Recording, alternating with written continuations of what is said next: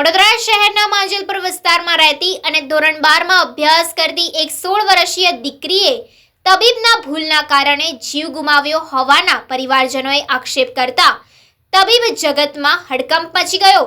વડોદરા શહેરના માંજલપુર વિસ્તારમાં રહેતી અને ધોરણ 12માં અભ્યાસ કરતી અંજનાબેન વાઘેલાને પેટમાં દુખાવો થતા ગત 11 ઓક્ટોબર 2025ના રોજ સોમા તલાવ પાસે આવેલ હર્ષલ હોસ્પિટલમાં દાખલ કરવામાં આવી હતી, જ્યાં સારવાર દરમિયાન આ દીકરીનું ઓપરેશન કરવામાં આવ્યું હતું।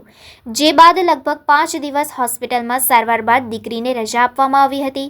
જે બાદ પણ આ દીકરીને પેટમાં દુખાવો થતાં અન્ય ખાનગી હોસ્પિટલમાં ખસેડવામાં આવી હતી, જ્યાં સીટી સ્કેન અને અન્ય રિપોર્ટ્સમાં ખબર પડે છે કે આ દીકરીના પેટમાં મોબ જેવી કોઈ પણ વસ્તુ હોવાની જાણ થાય છે। ત્યારે મકરપુરા હોસ્પિટલના તબીબો આ દીકરીની મહિના સુધી સારવાર કરે છે, પરંતુ ઇન્ફેક્શન એટલું ફેલાઈ ગયું હતું કે આખરે આ દીકરી મોતની સામે હારી ગઈ છે।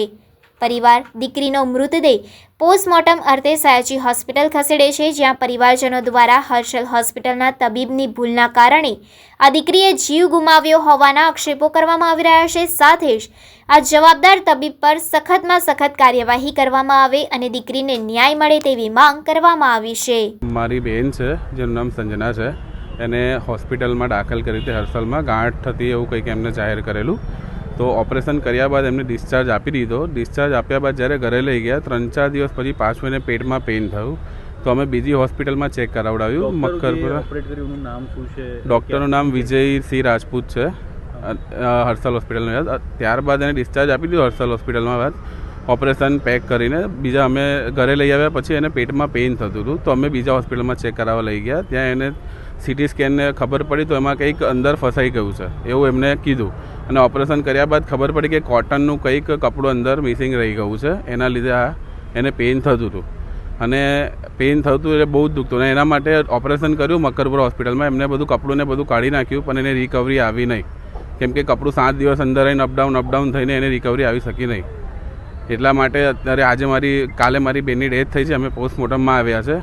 અમારો ન્યાય એક જ છે કે હર્ષલ હોસ્પિટલ ઉપર કાર્યવાહી થાય અને બીજી કોઈ આવી છોકરી સાથે આવો બનાવ ના બને। હર્ષલ હોસ્પિટલ તમે ગયા હતા? અમે હર્ષલ હોસ્પિટલમાં ગયા હતા, એમને એક્સેપ્ટ પણ કર્યું કે આવું રહી ગયું છે, અમે બધો ખર્ચો બી આપીશું। ફર્સ્ટ ટાઈમ એમને ખર્ચો આપ્યો 1-2 વાર, પછી એ ફોન ઉપાડવાના એમને બંધ કરી દીધા, અને અત્યારે બી ફોન ઉપાડવાના હવે બંધ કરી દીધા છે એમને।